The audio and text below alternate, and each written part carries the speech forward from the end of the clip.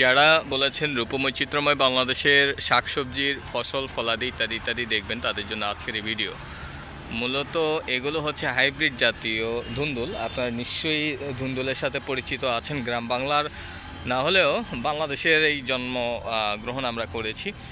আমরা ইতিমধ্যে যেই এইগুলো ধুন্দুলগুলো দেখছি, আগেই বলেছিলাম হাইব্রিড জাতীয় কোনো এক নার্সারিতে এগুলো তারা পর্যবেক্ষণ করছেন।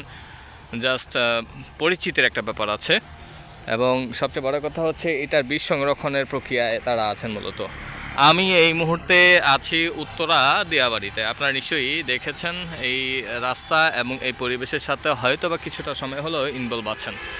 উত্তরার কুত্তা সহ এবং অন্যান্য জিনিসও খুবই সুন্দর, বিশেষ করে কুত্তা যেগুলা এগুলো আরও সুন্দর। বাহ, অসাধারণ ভিউ। কিন্তু চলেন আমরা সামনের দিকে যাই। আমার কাছে যদিও ফুল ভালো লাগে না, তারপরও আপনাদেরকে ফুল দেখানো হচ্ছে এই কারণেই যে আমার শুভাকাঙ্ক্ষী যারা ম্যাক্সিমাম আপুরাই কিন্তু আমাকে অনেকে কমেন্টস করে থাকেন, এবং সেই সুবাদেই আমি চাচ্ছিলাম আপুদের যেই ফুলের যেই সমারোহ সেগুলো কিন্তু দেখানোর জন্য। বিশেষ করে যারা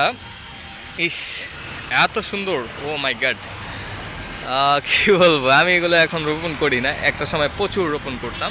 অলরেডি বেগুন কিন্তু কী যেন টমেটো কিন্তু চলে এসেছে, হ্যাঁ, এত ছোট চারায়। এবং মরিচ যে গাছের সমারোহগুলো দেখলে তো আরও ওয়াও, বাহ, ও বাবাডি বাবা,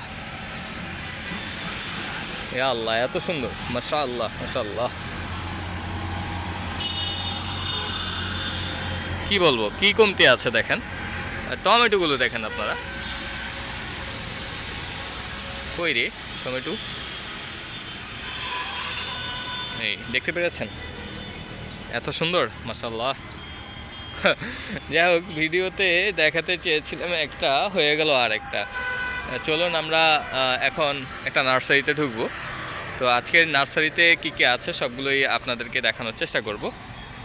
কারণ হচ্ছে আপনারা খুবই শ্রোতাভাজন, অনেক প্রিয়জন আছেন। বিশেষ করে উত্তরার কুত্তাগুলো অনেক অনেক কিউট হয়ে থাকে, তাদের ভয়েস, তাদের কথা, আচরণ, মাধুর্যতা সব কিছুই। সো বিশেষ করে আজকের এই ভিডিওগুলো হচ্ছে উত্তরার, আর বলবো না, বাহ রে বাহ, মানে কি বলবো, এত এত মরিচ গাছের সমারোহ, আলহামদুলিল্লাহ, সত্যি অনেক মনোমুগ্ধ করে দৃশ্য।